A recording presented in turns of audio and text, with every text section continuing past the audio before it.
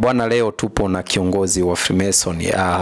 Tumeona so vema tumtembelee tuweze kujua yale mambo ambayo wao wanayafanya chini au siri kubwa zinazopatikana kwenye hiki chama cha Freemason. Bwana kiongozi, heshima yako. Salama, habari yako?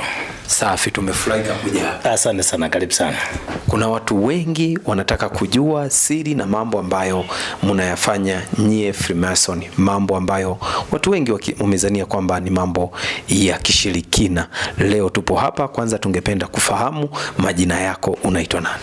Kwa majina naitwa Mr. Kadungure. Mr. Kadungure ni kiongozi wa chama hiki, lakini dini yetu sio ushirikina, ni dini kama dini zingine.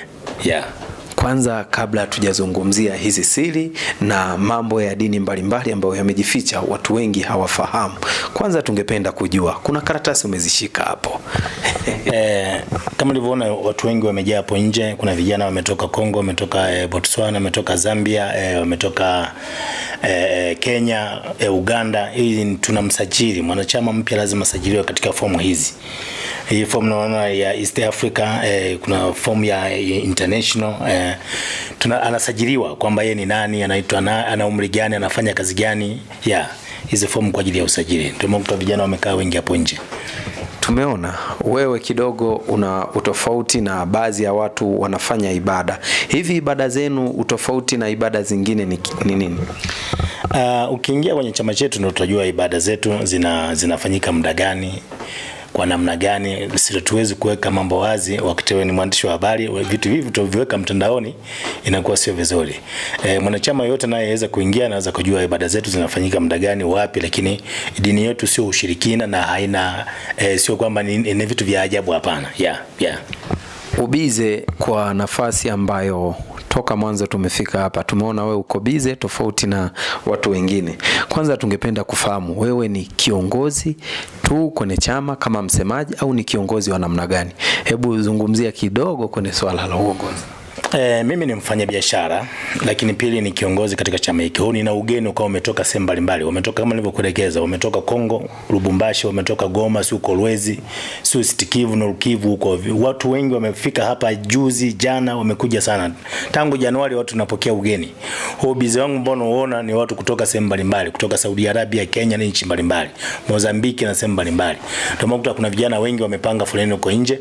Kutoka asubuhi tulikuwa kwenye usajili, ndio maana niko na fomu na vijana wengi wamekaa huko nje wanasubiri, wengine wapo kwenye mahoteli huko. Mimi ni kiongozi kwa East Africa na Tanzania kwa ujumla.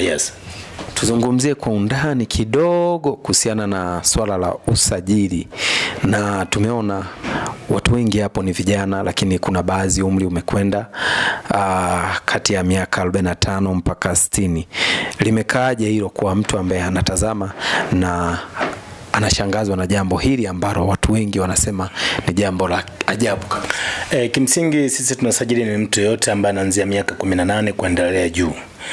Alafu tunasajili jinsia zote, awe wa kike au wa kiume, awe mfanyabiashara asiwe mfanyabiashara, wafanyakazi wa serikali, wasanii, wachezaji wa mpira na watu mbalimbali. Wanaingia, tunawapokea kwa mikono yote miwili.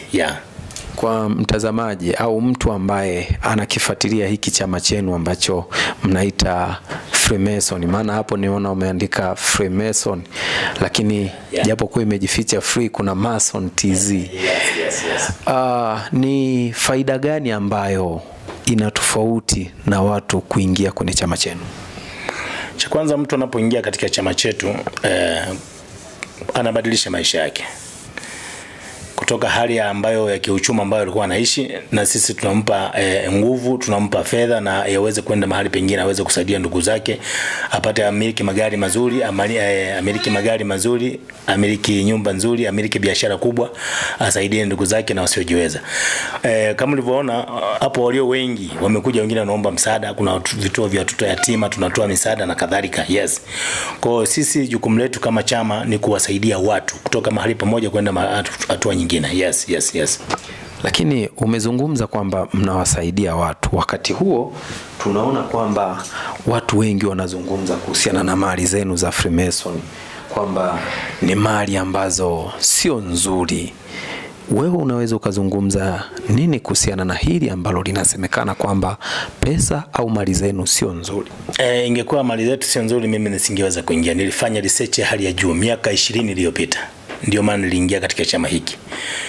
Kuna marafiki zangu mpaka sasa hivi wako China huko, wako Marekani huko, wapo katika chama. Hao ndio walioniingiza mimi mpaka kupata uongozi, kuweza kuwasajili watu wengine. Maneno vizuri.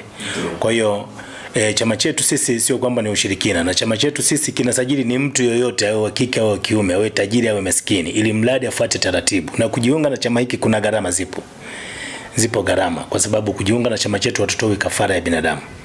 Watu wengi wametapeliwa na tumeona mabango mbalimbali kwenye mistimu hii ya TANESCO, nguzo za umeme, wanasema wanasajili chama cha Freemason.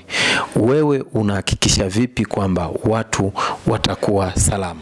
Sisi hatubandiki mabango kwenye manguzo, sio hatufanye nini, hapana. Na sisi hatujitangazi. Na wasiwasi yangu mimi kubwa, hata wewe utakuwa umenihoji hivi utaenda kuweka mtandaoni.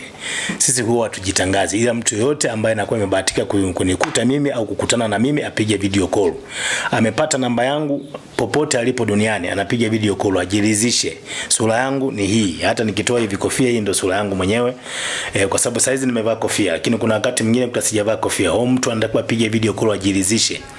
Sasa mtu yote anaweza ka-upload video yangu akasema mimi ni Kadungule, mimi ni fulani, kumbe sio yeye. Ndio wanatapeliwa kwa mfumo huo watu. Mtu ana shida na kujiunga na chama, anahitaji kupata maelekezo kutoka kwangu, na apige video call. Kama nilivyoona nimevua kofia, ni mimi, siwezi kufichama kwa sababu mimi ni kiongozi.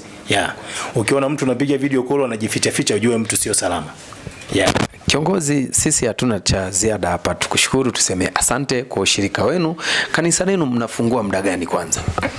Sisi makanisa yetu ni siri yetu, kwamba sisi tunafanya ibada usiku na ibada zingine ziko mchana, lakini ibada zetu ni za siri. Ibada zetu ni za siri, sio kwamba ibada ziko wazi. Watu wamekuja hapa Dar es Salaam hapa, wanakuja kwenye hili jengo lenu, lakini tunashukuru sisi tumewapata siku mwafaka. Kwa nini mnafunga mchana sasa kama mnafanya mchana? Nimekueleza ibada zetu ni za siri. Wewe ukija hapa Posta hapa Dar es Salaam, kisha ingia hapa Posta, sio kwamba utajiingilia tu, lazima mpate connection. Utaweza kufika hapo simuone mtu yote kwenye ile jengo. Wewe umebahatika. Umebahatika ni leo, na leo mlinzi ndio amekuleta kwamba kwa sababu mimi nipo, lakini muda mwingi tunakuwa tuko safarini, tuko Marekani, tuko Kenya, tuko nchi mbalimbali kwa ajili ya usajili. Lakini unaweza mtu akisema tunaenda kwenye Freemason jengo pale Posta, uweze kufika ukaingia tu hapa, hapana. Zipo taratibu, lazima ukutane na mimi nikupe maelekezo. Popote ulipo unaweza kupata msaada kokote ulipo, au ukafika hapa tukakutana. Haya kiongozi, tunashukuru zaidi. Yes, asante sana.